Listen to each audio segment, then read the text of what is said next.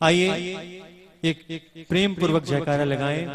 बोलिए वृंदावन बिहारी लाल की, बोलिए कृष्ण कन्हैया लाल की, बोलिए मोर मुकुट बंसी वाले की। ये बात शुरू होती है जूनागढ़ गुजरात से। अपने जमाने के अरबपति सेठ नरसी औलाद के नाम पर केवल एक बेटी नानी बाई। एक दिन नरसी जी की पत्नी ने नरसी जी से कहा, काश अपना भी कोई बेटा होता तो हमारे बाद सारी जायदाद का, सारी संपत्ति का मालिक होता। नरसी जी ने कहा, अरे बावरी कैसी बातें करती है, अपना एक बेटा तो है। उनकी पत्नी ने पूछा कौन? तो नरसी जी ने कहा, वो मोर मुकुट बंसी वाला हमारे बेटे जैसा ही तो है। और उसी दिन एक रिश्ता कायम किया मेरे ठाकुर के साथ, जिस रिश्ते को निभाने के लिए, जिसे संपूर्णता प्रदान करने के लिए स्वयं भगवान को आना पड़ा। धीरे धीरे समय गुजरता गया, नानी बाई सयानी हो गई। नरसी जी ने नानी बाई का ब्याह अंजार शहर में सेठ श्री रंगनाथ जी के यहाँ बहुत ही धूमधाम के साथ कर दिया। और जब नानी बाई का ब्याह हो गया तो नरसी जी मानो जिम्मेदारियों से मुक्त हो गए। वो तो सारे दिन और सारी रात केवल और केवल कृष्ण के नाम में मगन रहते थे। अपनी सारी संपत्ति भगवान श्री कृष्ण के नाम पर उन्होंने गरीब और जरूरतमंदों पे बांट दी। एक दिन ऐसा आया कि नरसी जी के पास खाने के लिए दाने भी नहीं थे। गांव में घूमते, भजन करते और जो कुछ मिल जाता उसी को प्रसाद समझकर ग्रहण कर लेते। एक दिन की बात, उसी जूनागढ़ गांव में भक्तों की एक टोली आई और उस टोली के मुखिया ने गांव वालों से पूछा, भाई आपके इस गांव का सबसे बड़ा सेठ कौन है? गांव वालों ने पूछा, क्या बात है?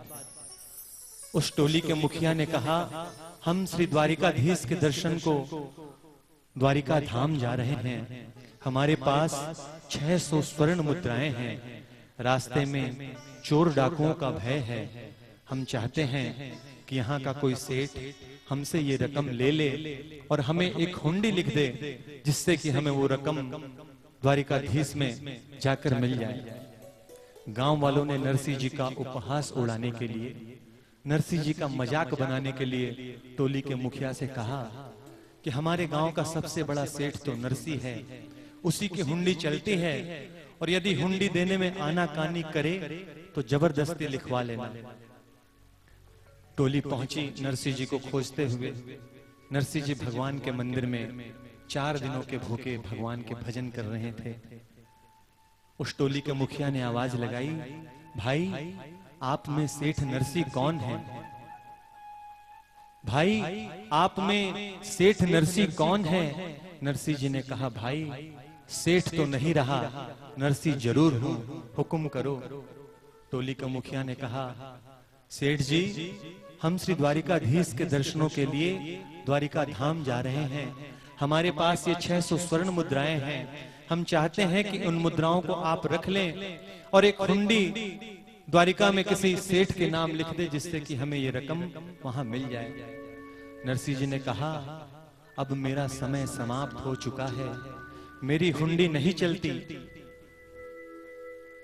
लेकिन टोली के मुखिया ने कहा, सेठ हुंडी तो तुम्हें लिखनी पड़ेगी। और जब उन्होंने बहुत जिद की तो नरसी जी को लगा कि शायद हम भूखे भक्तों पर उस मुरली वाले को दया आ गई और हमारे भोजन भंडारे के लिए शायद ये रकम उन्होंने भेज दी है। तो बड़े ही विश्वास के साथ और बड़े ही श्रद्धा के साथ एक हुंडी लिख दी उस मोर मुकुट बंसी वाले के नाम और टोली के मुखिया से कहा, जाओ जाकर द्वारिका के सबसे बड़े सेठ उस द्वारिकाधीश से ये रकम प्राप्त कर लेना। वो टोली चली द्वारिका धाम की ओर। सुबह से शाम हो गई, द्वारिकाधीश नाम का कोई सेठ नहीं मिला। निराश होकर, हार कर भक्तों की टोली मंदिर में आई, ये सोचकर कि चलो भगवान के दर्शन तो कर लें, रकम तो लगता है हाथ से चली गई। शाम का वक्त है, टोली पहुंची है द्वारिकाधीश के दर्शनों के लिए मंदिर में। इतने में एक सांवला सा युवक मंदिर प्रांगण में प्रवेश करता है और पूछता है, भाई आप में कौन से भगत हैं जो जूनागढ़ से आए हैं, मेरे सेठ नरसिंह की हुंडी लाए। हुंडी शब्द सुना, जान में जान आई, तुरंत जेब से पर्ची निकाली और उस युवक के हाथ में धर दी। युवक ने पर्ची देखी और देखते ही जेब से निकालकर 600 स्वर्ण मुद्राएं गिनकर उन भक्तों के हाथ में रख दी और कहा, जाकर कहना उस नरसी से रोज ऐसी हुंडियां लिखा करे, मैं यहां बैठा हूं हुंडियां स्वीकारने के लिए। बोल मोर मुकुट बंसी वाले की। उसी नरसी जी के यहाँ, नानी बाई के यहाँ जब नानी की बेटी बड़ी हो गई, नानी की बेटी का ब्याह मंडा, तो नानी के ससुराल वालों ने नानी बाई से कहा कि अरे तेरा बाप तो भिखारी है, वो भला भात में क्या देगा, हम उसे निमंत्रण ही नहीं भेजेंगे। नानी बहुत रोई और ससुराल वालों से कहा कि मेरा तो कोई भाई भी नहीं,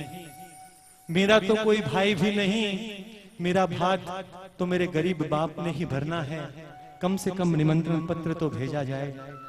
जब नानी बहुत रोई, बहुत गिड़गिड़ाई, तो ससुराल वालों ने एक चाल चली कि चलो नरसी जी के यहाँ निमंत्रण पत्र तो भेज देते हैं, लेकिन भात के सामान की लिस्ट इतनी लंबी कर दो कि वो गरीब नरसी चाह कर भी ब्याह में आने का साहस न कर पाए।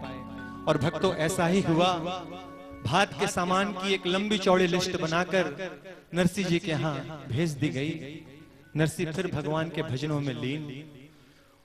उन्होंने देखा कि बेटी के यहाँ से निमंत्रण पत्र आया है, लेकिन उन्होंने उसे खोलकर भी नहीं देखा, इस विश्वास के साथ कि मेरी बेटी का भात तो उस मोर मुकुट बंसी वाले को भरना है। और सीधे का सीधा वो पत्र ऐसे का ऐसा भेज दिया उस द्वारिकाधीश के पास और खुद चल पड़े अपने साथी संगतों के साथ, साधुओं के साथ टूटी फूटी बैलगाड़ी में भजन कीर्तन करते हुए। नानी ने देखा मेरा बाबुल आया है। नानी को जब ये बात पता चली कि मेरा बाबुल आया है, दौड़ी दौड़ी आई द्वार पर बाबुल के स्वागत के लिए। लेकिन जब देखा कि बाबुल आज भी खाली हाथ आया है, तो नानी रो पड़ी और कहा, पिताजी आज भी मेरी इज्जत का ख्याल नहीं किया, आज भी खाली हाथ चले आए। तो नरसी ने नानी बाई को बहुत समझाया कि बेटा मैंने खबर भेज दी है, तेरा भात तो उस कृष्ण कन्हैया को भरना है, तू क्यों रोती है, वो आएगा, अवश्य आएगा। ये भरोसा नरसी का है, ये विश्वास नरसी का है। शब्दों पे गौर करिएगा, क्या कहते हैं।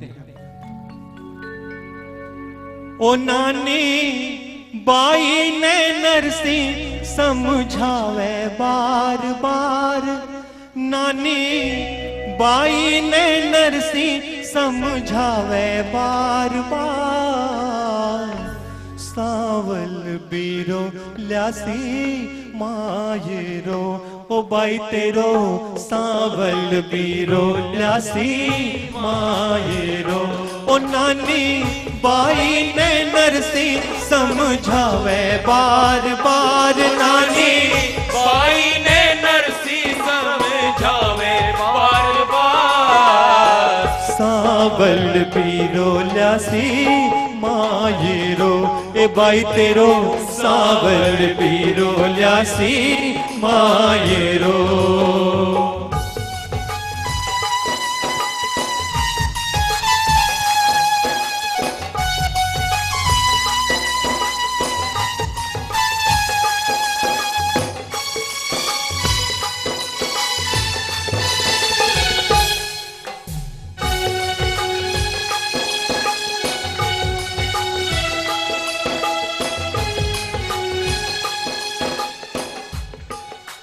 नानी बाई रो रही है, नरसी दिलासा दे रहे हैं। क्या कहते हैं, धीरज क्यों छोड़े बेटी क्यों घबरावे, धीरज क्यों छोड़े बेटी क्यों घबरावे। धीरज क्यों छोड़े बेटी क्यों घबरावे, धीरज क्यों छोड़े बेटी क्यों घबरावे। राख भरोसो तेरो शावल शाह आवे, राख भरोसे तेरो सावल सा आवे। हो मैंने सक्का की चिट्ठी भेजी सांवरिये के पास, मैंने सक्का की चिट्ठी भेजी सांवरिये के पास। सांवल बीरो ल्यासी मायेरो ए भाई तेरो सावल बीरो ल्यासी मायेरो।